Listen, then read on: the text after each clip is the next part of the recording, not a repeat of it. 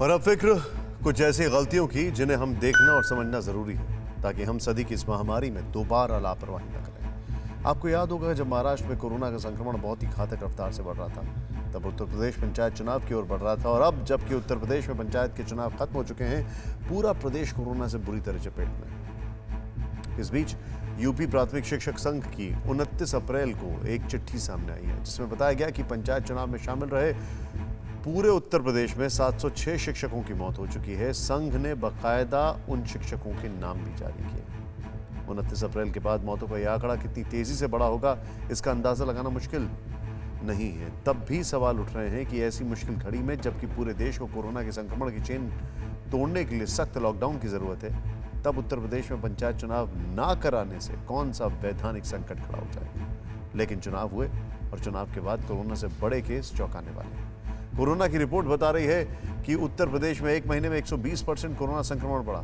4 अप्रैल से पहले यूपी में 6,30,000 कोरोना के केस थे, जो एक महीने में 14 लाख पहुंच गए। इतना ही नहीं, 15 अप्रैल से 5 मई के बीच पंचायत चुनाव में शामिल रहे 2000 से ज्यादा शिक्षकों और कर्मचारियों की मौत हो गई। इस दौरान 4117 पुलिसकर्मी कोरोना पॉजिटिव हुए और 137 पुलिसकर्मियों की मौत हो गई। यानी यूपी के लिए पंचायत चुनाव बहुत ही महंगा साबित हुआ। अगर चुनाव नहीं कराए गए होते तो संक्रमण और मौतों को बहुत हद तक रोका जा सकता था। प्रधानमंत्री मोदी ने कोरोना की दूसरी लहर आने के बाद सभी राज्यों को आगाह किया था कि ये महामारी गांव तक नहीं पहुंचनी चाहिए, क्योंकि इससे ये महामारी विकराल रूप ले सकती है। लेकिन यूपी में पंचायत चुनावों ने संक्रमण तेजी से फैलाया। संक्रमण फैलने की दूसरी वजह थी पलायन। देश के तमाम बड़े शहरों में लॉकडाउन लगने के बाद उत्तर प्रदेश, मध्य प्रदेश, राजस्थान, छत्तीसगढ़, बिहार और झारखंड समेत कई राज्यों में प्रवासी मजदूर वापस लौटने लगे। इनमें से कई कोरोना संक्रमित भी थे। लेकिन पहली लहर के दौरान अधिकतर गांव ने जैसे क्वारंटीन की व्यवस्था की थी, दूसरी लहर में वो सब गायब थे। नतीजा ये हुआ कि अब गांव भी कोरोना के कहर से करा रहे हैं। देश के कुछ गांव की रिपोर्ट देखें। देश भर के शहरों में कोरोना का वायरस कहर बरपा रहा है। शहरों के तमाम अस्पतालों में पैर रखने तक की जगह नहीं बची है। लोग एक अदद बेड के लिए मारे मारे फिर रहे हैं, तो वहीं संक्रमण की चेन तोड़ने के लिए शहरों में लॉकडाउन लगा हुआ है और हर गली, हर मोहल्ले में सन्नाटा पसरा हुआ है। लेकिन कोरोना को लेकर जिस गंभीर खतरे का अंदेशा जताया जा रहा था, वो अब गंभीर समस्या बनकर सामने खड़ी नजर आ रही है। देश को डर था कि कोरोना कहीं गांवों तक न पहुंच जाए और आखिर अब वो ही होने लगा है। कोरोना के संक्रमण ने गांव के गांव को चपेट में लेना शुरू कर दिया है, जहां ना तो कोरोना का टेस्ट है, ना कोरोना की कड़ी को तोड़ने के लिए प्रशासन खड़ा नजर आ रहा है। और सबसे भयावह हालात ये हैं कि गांव में कोरोना से संक्रमित लोगों का इलाज तक नहीं हो पा रहा है। लोग बीमार हैं, बीमारी से मरे जा रहे हैं, लेकिन तय तौर पर यह भी नहीं कहा जा सकता कि कोरोना की वजह से गांव के गांव शमशान में तब्दील होते जा रहे हैं।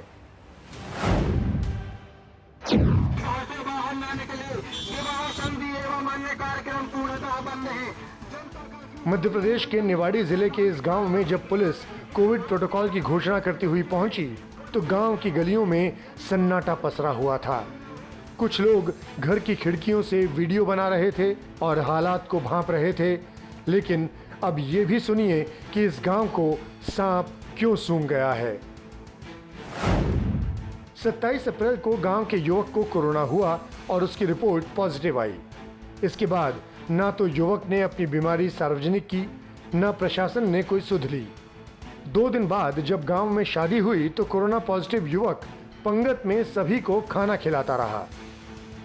आखिर 8 दिन बाद जब युवक की तबीयत बिगड़ी और मामले का खुलासा हुआ तो बाकी लोगों की जांच कराई गई, लेकिन तब तक बहुत देर हो चुकी थी और गांव के 3 दर्जन से ज्यादा लोग कोरोना संक्रमण की चपेट में आ चुके थे। और उस युवक की तस्वीर देख लीजिए। ये ही वो 24 साल का युवक है जिसे पता था कि वो कोरोना पॉजिटिव है, लेकिन ये शादी में दूल्हा दुल्हन के साथ सेल्फी लेता रहा, फोटो खिंचवाता रहा।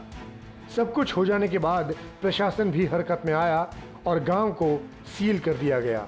लेकिन गांव में जिन लोगों में संक्रमण फैल चुका है, जो बीमार हैं, उनका इलाज कैसे किया जा रहा है, दवा दी भी जा रही है या नहीं, इसकी कोई जानकारी नहीं है।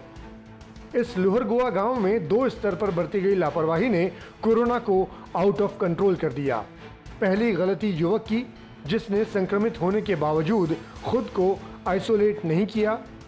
दूसरी गलती प्रशासन की, जो युवक को कोरोना पॉजिटिव रिपोर्ट थमाकर अपनी सारी जिम्मेदारियां भूल गया। कोविड गाइडलाइन का उल्लंघन किया, इसलिए उनके खिलाफ आज प्रकरण दर्ज किया गया है, जिसमें 3 लोगों के खिलाफ नामजद अपराध दर्ज हुआ है। अग्रिम कार्रवाई की जा रही है। अब उत्तर प्रदेश के सोनभद्र के म्योरपुर के हालात देख लीजिए।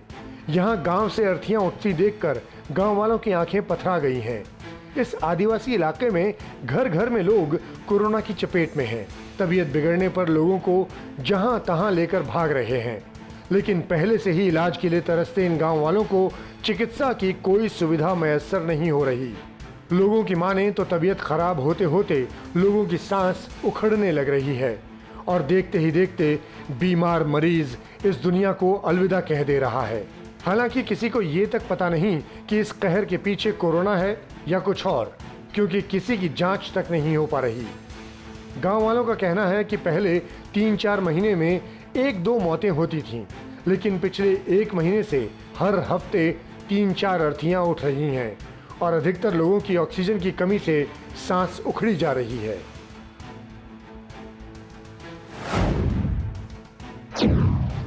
ये राजस्थान के सीकर की बेहद डरावनी तस्वीर है।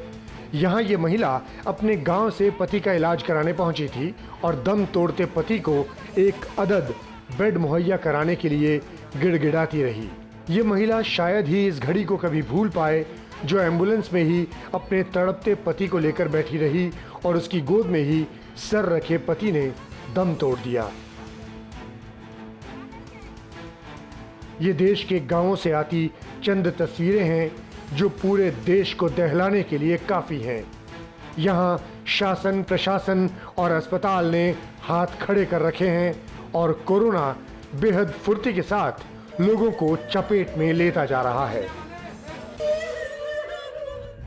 परवाह देश की, सोमवार से शुक्रवार रात 10 बजे TV9 भारतवर्ष पर।